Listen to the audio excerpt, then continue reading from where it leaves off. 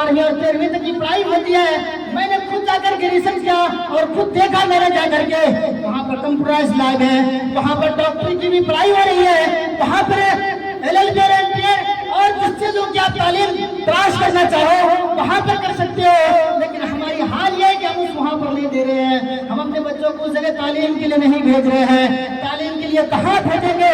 وہاں پر کہاں پر کھڑے ہو کر کے پیشاب کرنے کے بارے میں بتایا جائے گا۔ جانتے ہیں میں آپ کے قریب کا رہنے والا ہوں اور ہر بات کو میں ریسرچ کرتا ہوں۔ میں کئی جو بلوا میں ہمارے چھوٹے چھوٹے کانوینٹ کھول رکھے ہیں وہاں پر گیا میں نے، جو پوجے میں سرسوتی کا جو پوجا ہوتا ہے، ان لوگوں کا عقیدہ یہ ہے کہ سرسوتی جی علم پردان کرتے ہیں، شکشا وہی دیتے ہیں۔ ان کے سامنے تمام بچوں کو ہاتھ دلوایا جا رہا ہے اور سجدے کرائے جا رہے ہیں۔ یہ حال ہے ہمارا۔ آج وہاں مسلمان بچے بھی پڑھتے ہیں، وہاں پر آپ کے شیخ آبادی کے بچے بھی پڑھتے ہیں، لیکن ان کے سامنے آپ مسلمان نہیں ہیں، سب کو سجدہ کرنا پڑے گا۔ اور یہ راستے ہم کھول رہے ہیں، اس کے ذمہ دار کون ہیں؟ آپ ہوں گے، وہ چھوٹے چھوٹے بچے نہیں ہوں گے۔ ان کے تمام گناہ جو ہے آپ کی کھوپڑی پر لاد کر کے جہنم رسید کر دیے جائیں گے۔ آپ راستے آپ نے دکھائے ہیں۔ ہمیں ضرورت ہے ہماری تعلیم کو عام کرنے کی، ہمیں ضرورت ہے شیخ جیسے لوگوں کے سپورٹ کرنے کی، ہمیں ضرورت ہے ہمارے بچوں کو شیخ کے مدرسے میں اور اسکول میں بھیجنے کی۔ میرے بھائیو، ہم لوگ بھی محنت کر رہے ہیں اور ہم لوگ بھی فیلڈ میں کر کے کام کرتے ہیں۔ ہم سے پوچھیں کہ ہم کن کن چیزوں کا جو ہم سامنا کرتے ہیں اور کن کن لوگوں کو جواب دیتے ہیں۔ میرے بھائیو، ضرورت ہے اللہ کے رسول صلی اللہ علیہ وسلم کے راستے پر چلنے کی۔ اللہ نے کہا ہے لقد کان لکم فی رسول اللہ اسوۃ حسنہ، ہم نے محمد رسول اللہ صلی اللہ علیہ وسلم کی تمام جیونی کو اور تمام چیزوں کے لیے آپ کے لیے جو ہے نمونہ بنا دیا ہے، ایک آئیڈیل بنا دیا ہے۔ آپ اس پر چلیے۔ اللہ کے رسول صلی اللہ علیہ وسلم کا چلنا بھی آپ کے لیے آئیڈیل ہے، آپ کا کھانا بھی آپ کے لیے آئیڈیل ہے، آپ کا بیٹھنا بھی آپ کے لیے آئیڈیل ہے، نمونہ ہے۔ آپ کی تمام چیزیں محمد رسول اللہ صلی اللہ علیہ وسلم کی تمام چیزیں ہم مسلمانوں کے لیے آئیڈیل ہے، نمونہ ہے۔ اگر ہم نے اس کو نہیں مانا، اگر ہم نے اس کو اپنی زندگی میں نافذ نہیں کیا تو میرے بھائیو وہی حال ہمارا ہوگا جو اللہ کے رسول صلی اللہ علیہ وسلم نے فرمایا۔ اور اللہ تبارک و تعالیٰ فرماتا ہے کہ لوگوں اگر میری بات نہیں مانو گے تو تمہیں گادر اور مولی کی طرح کاٹ دیا جائے گا۔ آج ہم کاٹے جا رہے ہیں، آج ہم مرے جا رہے ہیں، آج ہمارے نام و نشان کو ختم کرنے کی بات چلی آ رہی ہے۔ آج اگر ہم اقتدار پر تھے، 800 سال ہم نے بھارت میں حکومت کیا ہے اور 800 سال بھارت میں حکومت کرنے کا نتیجہ یہ ہے کہ آج ہمارے ہاتھوں میں کچھ نہیں ہے۔ یہ لال قلعے، یہ جامع مسجد، یہ قطب مینار کس کی نشانیاں ہے؟ ہمارے مسلمان کی نشانی ہے اور ہم مسلمانوں نے بنایا انہیں، لیکن آج ہمارا نام نہیں ہے۔ آج اقتدار پر ہے تو وہی ہے جن کے ہاتھوں میں ہم نے باغدور سونپ دیا ہے۔ میرے بھائیوں، دعا کر اللہ رب العالمین سے کہ اللہ تبارک و تعالیٰ ہم لوگوں کو وہی ایمان عطا فرمائے جو پہلے تھا، صحابہ کرام کا تھا۔ کہاں سے ہوگا؟ جب آزان ہوتی ہے ہم چائے کے ہوٹلوں میں گرم گرم چائے کی سسکے لے رہے ہیں اور وہاں ٹی وی دیکھتے ہیں، ٹی وی جو آج ہمارے دکانوں میں لگی ہوئی ہوگی۔ ایسے ایسے لوگوں کو 100 جوتے ماری اور ایک دن یہ جو چائے بیچنے کے نام پر آپ کو ٹی وی دکھایا جا رہا ہے اور وہاں پہ ٹی وی جو وہ VCR کھول کر کے رکھتا ہے۔ کیوں صاحب؟ جب تک ٹی وی نہیں لگائیں گے، جب تک وہ LCD نہیں لگائیں گے تو ہمارے گراہک ہماری دکان پہ نہیں آئیں گے۔ تم تو اپنی دکانیں چمکانے کے لیے ٹی وی اور VCR اور یہ تمام چیزیں لگا رہے ہو، جب قبر میں جا کے ڈنڈے پڑیں گے نا تب تمہیں پتہ چلے گا۔ آئیے ہم قرآن سے سوال کرتے ہیں کہ قرآن یہ جو آج ہم موبائل دیکھ رہے ہیں، ہر ایک کے پاس موبائل ہے، اینڈرائڈ سیٹ۔ یہ موبائل کا وجود اور یہ موبائل کیوں آیا ہے؟ موبائل کو اس لیے تیار کیا گیا ہے، ویڈیو اور VCR کو اس لیے تیار کیا گیا ہے تاکہ مسلمانوں کے ایمان کو چھینا جائے۔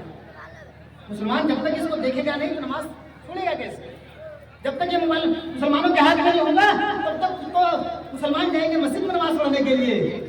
یہاں تو ایمان کو چھینا جا رہا ہے۔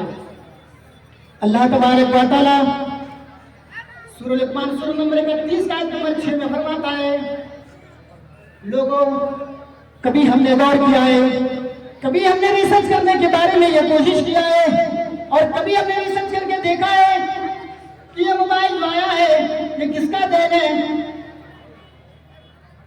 ہر نوجوانوں کے ہاتھوں میں موبائل، ہر بوڑھے کے ہاتھوں میں اینڈرائڈ سے، تمام لوگوں کے ہاتھوں میں موبائل۔ ارے وہ تو مرد ہے چھوڑیے، یہاں تک کہ ہم نے اپنی بیویوں کو موبائل دے رکھا ہے، اور ہم نے اپنے ماؤں کو، بہنوں کو اور بیویوں کو موبائل دے کر کے ان کی زندگی اور ان کی لائف کو برباد کر رہے ہیں۔ ہم نے کبھی اسے تعلیم نہیں دی کہ نماز کے لیے چلو، آذان ہو رہی ہے، مسجد کے مینارے سے پکارا جا رہا ہے، حی علی الصلاۃ، حی علی الفلاح کی صدائیں لگ رہی ہے، آؤ نماز کی طرف آ جاؤ، آؤ کامیابی کی طرف آ جاؤ۔ ہم نے کبھی یہ نہیں کہا کہ میری بیوی آذان ہو رہی ہے مسجد کی طرف چلو، مسجد کے اندر چلو نماز پڑھ لو، مسجد ہی نہیں تو چلو گھروں کے اندر ہی نماز پڑھ لو، کیوں نہیں؟ ارے ہمارے پاس تو اگر ہم کہیں اسے نماز پڑھنے کے لیے تو ہمارے پاس تو جواب نہیں ہے، لیکن ان کے پاس تو جواب ہے کہ اگر تم نے ہمیں کہا نماز پڑھنے کے لیے تو ہماری بیوی فوراً ہمیں جواب تو دے دے گی، صاحب آپ تو خود ہی نماز نہیں پڑھ رہے ہیں، خود تو موبائل دیکھ رہے ہیں، گانا بجانا سنتے ہیں، تو آپ خود نماز نہیں پڑھ رہے تو ہمیں کیوں تلقین کر رہے ہیں نماز پڑھنے کے لیے؟ میرے بھائی کو اللہ تبارک و تعالیٰ نے 1400 سال پہلے کہہ دیا ہے، موبائل تو 2008 کے بعد آئی ہے، 2008 سے پہلے، اس سے پہلے میں بھی ہوش سنبھال چکا تھا، میں دیکھتا تھا کہ ایک ایئر فون ایک ٹیلی ویژن کی طرح ہوتا تھا، وہ ایک دوسرے کے گھر میں ہوتے تھے، جب کسی کا کال آتا تھا تو اسے بلایا جاتا تھا، آپ کے بیٹے کا کال آیا ہے، آپ کے گھر کے کسی آدمی کا، کسی فرد کا کال آیا ہے، چلیے آپ سے بات کرا دیتے ہیں۔ میرے بھائیو، وہ چیز کے دیکھنے کے بعد اور 2008 سے پہلے یہ موبائل عروج میں آیا ہے اور ہمارے گھروں تک پہنچا ہے، 2008 سے پہلے کہیں نام و نشان اس کا نہیں تھا، 2008 کے بعد سے لے کر کے ہمارے معاشرے میں، ہماری سماج میں ایسی بے حیائی اور برائیاں پھیل چکی ہیں کہ ہم اپنی بیٹیوں کے ہاتھوں میں موبائل دے کر کے ایک دوسرے سے بات کرانے کا ذریعہ بنا دیتے ہیں۔ آج ہمارے معاشرے سے لڑکیاں کیوں بھاگ رہی ہیں؟ آج غیر مسلموں کی شکار کیوں ہو رہی ہے؟ آج ہم اپنی بیٹیوں کو اسکول اور کالجز کے اندر جو ایڈمیشن کرا رہے ہیں اور ان کے ہاتھوں میں 18 اور 20 ہزار روپے کے موبائل دے رہے ہیں، یہ ہمارا کرتوت ہے اور ہم نے دروازے کھولے ہیں نوجوان غیر مسلموں کے لیے کہ میری بیٹی کو لے کر کے بھاگ جاؤ، باتیں تمہاری بیٹی کر رہی ہے، تم کبھی ریسرچ نہیں کیا، تم نے کبھی اسے سوال نہیں کیا کہ تمہارے پاس کس کا کال آ رہا ہے۔ میرے بھائیو، اللہ تبارک و تعالیٰ فرماتا ہے وَمِنَ النَّاسِ مَن يَشْتَرِي لَهْوَ الْحَدِيثِ، لوگ خریدیں گے ایسی چیزوں کو، گاڑی کمائی دے کر کے، اپنے خون پسینے کی کمائی دے کر کے، اپنی محنت کی کمائی دے کر کے، جس سے وہ جہنم کے طور پر اثر کرائے، جہنم کی اور لے کر جائے، جو جہنم میں پرویش کرائے۔ اللہ کے رسول صلی اللہ علیہ وسلم نے فرمایا، سنن ابی داؤد حدیث نمبر 1282 میں اللہ کے رسول صلی اللہ علیہ وسلم نے فرمایا کہ قرب قیامت سے پہلے ایک ایسا زمانہ آئے گا کہ لوگ نمازوں کو چھوڑیں گے، لوگ روزوں کو چھوڑیں گے، لوگ اسلام کو پیٹ پیچھے چھوڑ کر کے وہ غیر چیزوں کی طرف مائل ہوں گے اور وہ غیر چیزوں کی طرف بھاگیں گے۔ آج وہی چیز ہمارے سامنے ہے۔ میرے بھائیو، ہم نے کبھی نہیں کہا اپنے بیٹوں سے کہ نماز کے لیے چلیے، ہم نے کبھی نہیں کہا اپنی بیٹیوں کی نماز پڑھو، ہم نے کبھی نہیں کہا کہ میری بیوی چلو نماز پڑھنے کے لیے چلو۔ جانتے ہو کل قیامت کا دن ہوگا تو ہر سب لوگوں کو اٹھایا جائے گا۔ آج لوگ یہ سوال بھی کرتے ہیں، ارے مولوی صاحب، کس نے دیکھا ہے قبر کے اندر ہمارا کیا حشر ہوگا؟ کس نے دیکھا ہے ہمیں کہ ہمارے قبر کے اندر جو ہے ہماری کھدائی پٹائی ہوگی یا نہیں ہوگی؟ کس نے دیکھا ہے؟ کسی نے تو دیکھا نہیں ہے۔ اور اللہ کے رسول صلی اللہ علیہ وسلم کو جب قبر کے عذاب سنائے گئے تو مدنی کریم صلی اللہ علیہ وسلم کی آنکھوں میں آنسو آ گئے، کہنے لگے کہ اگر میں لوگوں کے سامنے بول دوں کہ قبر کے اندر یہ حشر ہو رہے ہیں تو لوگ اپنے مردوں کو دفن کرنا چھوڑ دیں گے، دفنانا چھوڑ دیں گے۔ اللہ کے رسول صلی اللہ علیہ وسلم نے اس کو چھپا لیا اور آپ نے لوگوں کے سامنے ظاہر نہیں کیا۔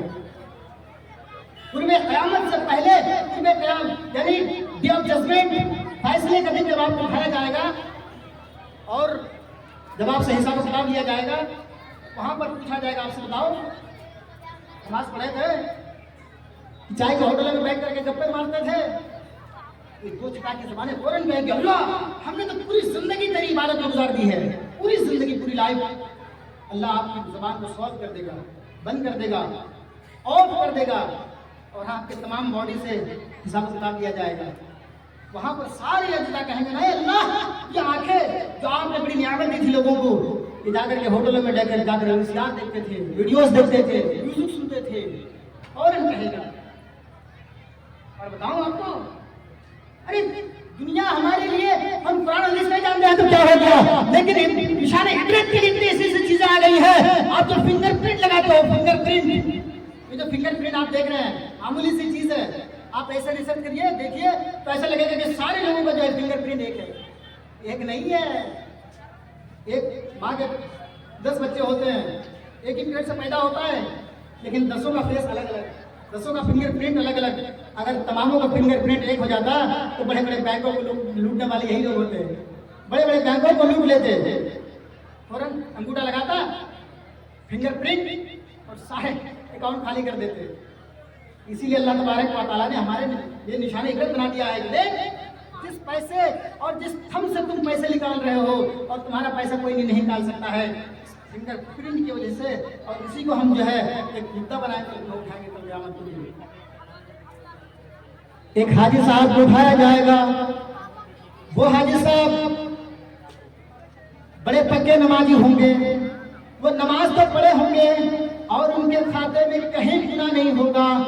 حاجی صاحب کو بڑی عزت کے ساتھ فرشتے لے جا رہے ہوں گے جنت کی طرف، جنت کی طرف لے کے جا رہے ہوں گے. حاجی صاحب کا سعودی عرب کی رومال ڈال کر کے جاتے تھے نماز پڑھنے کے لیے، لیکن حاجی صاحب کا حشر یہ تھا کہ آپ نے کبھی اپنی بیوی سے نہیں کہا، اپنے بچوں سے نہیں کہا، آپ کے گھر والوں کو جو ہے نماز کی تلقین نہیں کی.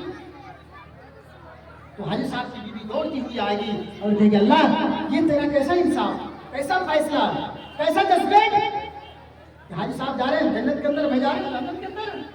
ارے زندگی بھر تو میں اس کی رفیق حال کر رہی ہے، زندگی کی ڈپارٹمنٹ میں ہمیشہ ساتھ دیتی ہوئی آئی ہیں، اور یہ جا رہے ہیں جنت کے اندر، میں جا رہی ہوں جنت کے اندر. اللہ یہ تیرا کیسا انصاف، تیرا کیسا جذبیٹ، تیرا کیسا فیصلہ.